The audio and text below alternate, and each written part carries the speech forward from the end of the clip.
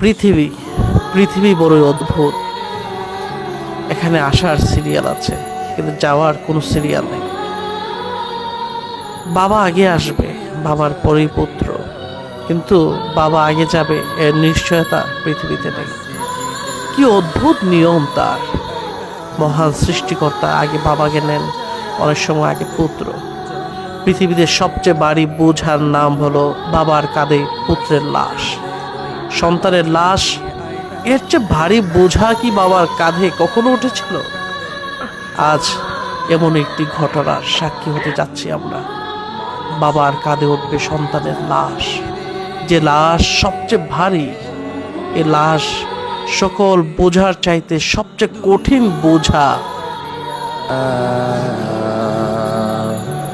মসজিদের ওই পালকি আয়না দোল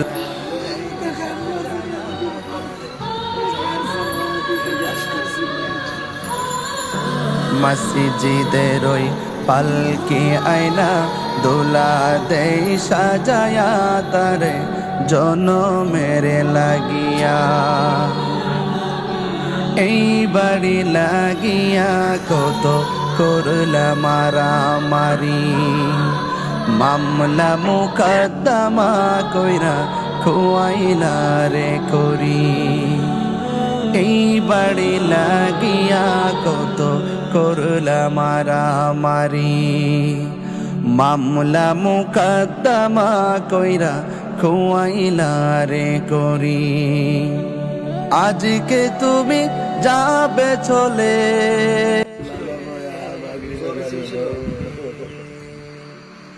আজকে তুমি যাবে চলে, সব কিছু ফেলে দিয়া মসজিদে আয়না দোলা দেই সাজায়া তারে জনমের লাগিয়া, মসজিদের ওই পালকি আয়না দোলা দেই সাজায়া তারে জনমের লাগিয়া।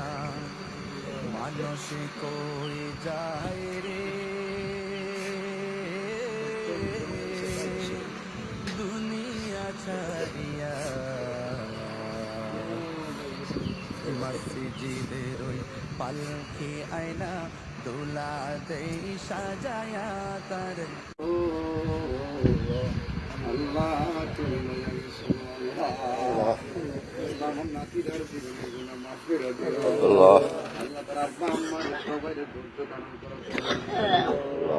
আল্লাহ তোমার নিয়ামত তুমি লইয়া গেছো। আল্লাহ আমরা সবাই ধৈর্য ধারণ করার তৌফিক দিয়ে দিও আল্লাহ। তারে আগামীকাল এই সময় দেখা আমরা কবরে পড়ে থাকবো। আল্লাহ তার কবরটাকে নূরের বাতি জ্বালায়া দিও আল্লাহ। মেহেরবানি করে সবার জীবনে গুনাহ মাফ করে দিও আল্লাহ। আমার ধৈর্য ধারণ করার তৌফিক দিয়ে দিও আল্লাহ। নাতিদার কবরটারে দয়াল নবীর রওজার সঙ্গে কানের সঙ্গে দিও আল্লাহ। কবরের ভিতরে তিনটা প্রশ্ন করব, এই প্রশ্নগুলি ইমানের সাথে তুমি যাও উত্তর দেওয়ার তৌফিক দিয়ে দিও আল্লাহ। আমার নাতিদারে তুমি লইয়া গেছো আল্লাহ, আমাকে ধৈর্য ধারণ করার তৌফিক দাও আল্লাহ। তারে তুমি মাফ করে দাও আল্লাহ। তার কবরে নূরের বাতি জ্বালায়া দাও। ওয়া সাল্লাল্লাহু তাআলা হাবিবিল কারীম ওয়া আলা আলিহি ওয়া সাহবিহি আজমাইন।